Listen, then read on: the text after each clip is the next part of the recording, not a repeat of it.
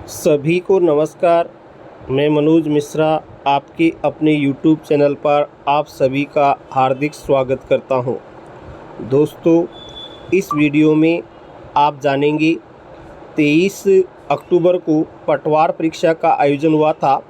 उसमें 23 अक्टूबर को प्रातःकालीन सत्र के अंतर्गत हिंदी से संबंधित जो प्रश्न पूछे गए उनका सही उत्तर क्या होगा। पहला प्रश्न है, निम्न में से किस विकल्प के सभी शब्दों में उपसर्ग तथा प्रत्यय दोनों का प्रयोग हुआ है। इसका सही उत्तर है 2 नंबर, अंतःकरणीय। अंतःकरणीय में अंतः उपसर्ग है, क्री धातु है, एनीय प्रत्यय है। अकथनीय, इसमें ए उपसर्ग है, कथ धातु है, एनीय प्रत्यय है। तो 2 नंबर अंतःकरणीय और अकथनीय में दोनों में उपसर्ग भी है और प्रत्यय का प्रयोग भी हुआ है। फिर अगला प्रश्न है, निम्न में से किस शब्द का संधि विच्छेद सही है। इसका सही उत्तर 4 नंबर विकल्प होगा।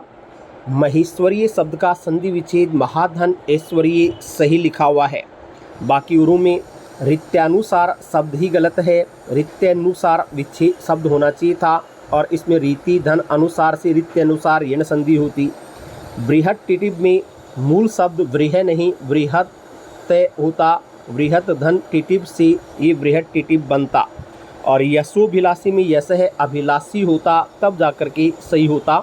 4 नंबर महा ऐश्वर्य वृद्धि संधि सही उत्तर होगा। अगला प्रश्न है, किस विकल्प में विलोम युग्म सही है। इसमें 4 नंबर विकल्प सही है। सत्कृत का सही विलोम निरादृत होता है। जिसका आदर किया गया हो वो सत्कृत, निरादर किया गया हो निरादृत, ये सही विलोम युग्म है। बाकी में कोई न कोई गलती प्राप्त हो रही है। संतुष्ट का विलोम असंतुष्ट होगा। विरस का सरस होगा।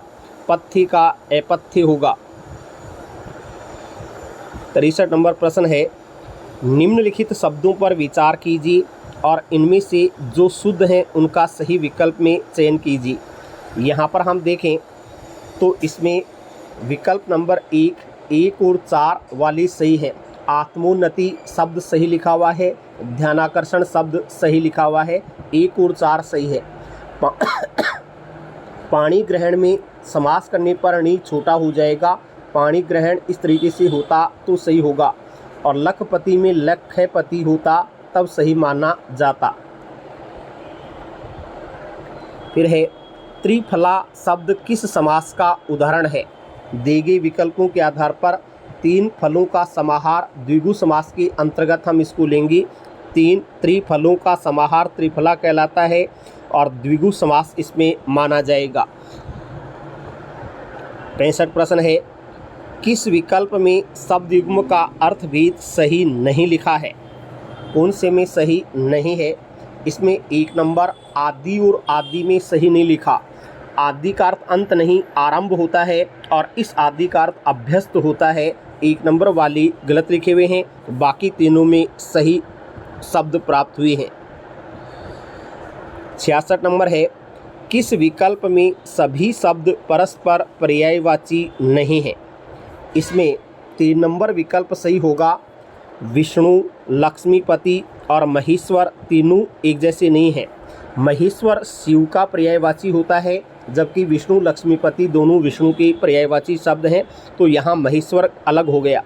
बाकी 1 नंबर में तीनों नदी के पर्यायवाची हैं। 2 नंबर में तीनों हाथी के पर्यायवाची हैं। 4 नंबर में तीनों शिव के पर्यायवाची हैं। 3 नंबर में परस्पर पर्यायवाची महेश्वर नहीं होगा।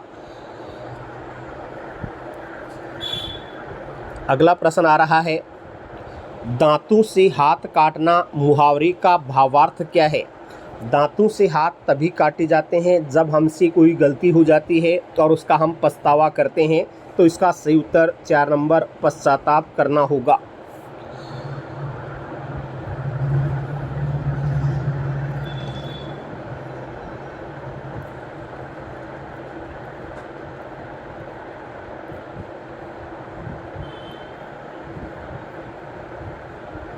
चलिए अगला प्रश्न अपने सामने है।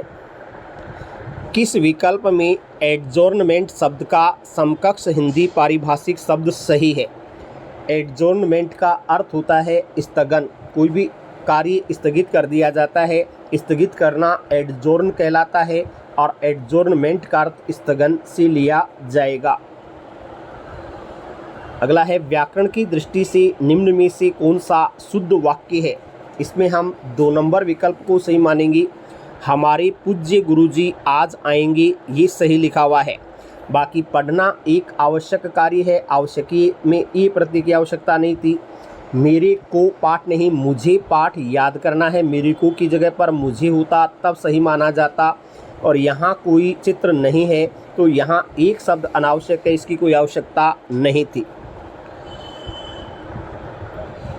70 नंबर प्रश्न है, किस वाक्यांश के लिए प्रयुक्त शब्द सार्थक नहीं है?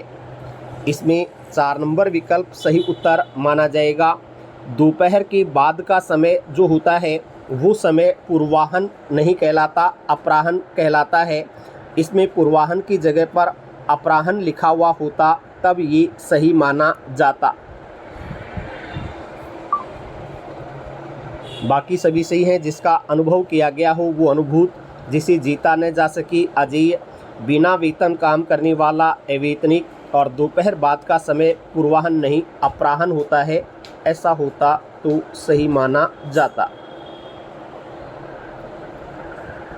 फिर किस विकल्प में अंग्रेजी पारिभाषिक शब्द का समकक्ष हिंदी पारिभाषिक शब्द सही है?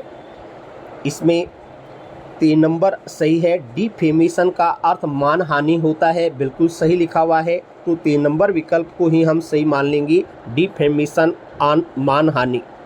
तो ये 23 अक्टूबर को प्रातःकालीन सत्र में पटवार परीक्षा में हिंदी से संबंधित पूछे गए प्रश्नों के सही उत्तर हैं।